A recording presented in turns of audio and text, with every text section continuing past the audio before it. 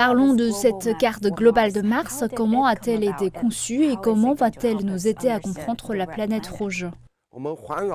L'orbiteur a effectué 284 tours, ce qui lui a permis de prendre 14 757 images.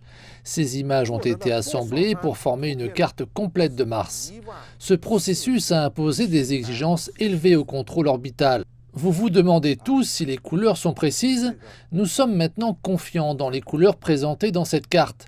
Nous avons en effet corrigé les données obtenues par notre caméra haute définition avec la caméra multispectrale embarquée sur l'orbiteur.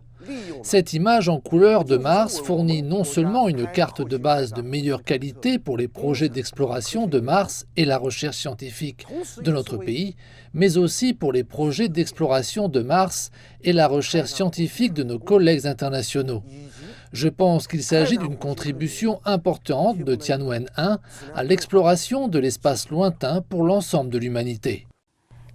Vous dites que les données et les résultats de Tianwen-1 seront disponibles pour le monde entier dès le mois de mai. Le secteur spatial chinois ainsi que les programmes d'exploration de l'espace lointain ont toujours adhéré au principe d'ouverture, de coopération et de partage. L'administration nationale chinoise de l'espace a également annoncé lors de la journée de l'espace de cette année que les données scientifiques de la mission Tianwen-1 seraient ouvertes au monde entier. Cela signifie que même les gens ordinaires peuvent accéder à ces données. À partir du 1er mai, les données de la mission Tianwen-1 seront diffusées au monde entier sur une base mensuelle, selon les méthodes de distribution nationale, qui sont les mêmes que celles fournies aux scientifiques chinois.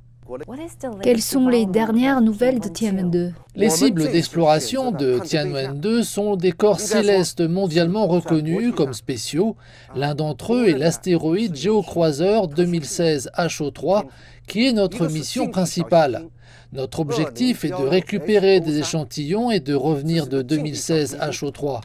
Ce sera la première fois que la Chine récupérera des échantillons de corps interplanétaires. Après avoir accompli cette tâche principale, nous nous efforcerons d'explorer une comète de la ceinture principale. Cette mission nécessite que Tianwen-2 se fixe sur l'astéroïde et vole avec lui, puis récupère directement des échantillons. Par conséquent, la technologie clé requise pour cette mission est unique. Nous voulons résoudre les questions relatives à une technologie plus fine dans l'exploration de l'espace lointain. Nous prévoyons de lancer Tianwen-2 vers mai 2025. En ce qui concerne Tianwen-3 et Tianwen-4, nous prévoyons de mener des activités de recherche et de développement sur les technologies clés au cours des 2 ou 3 prochaines années.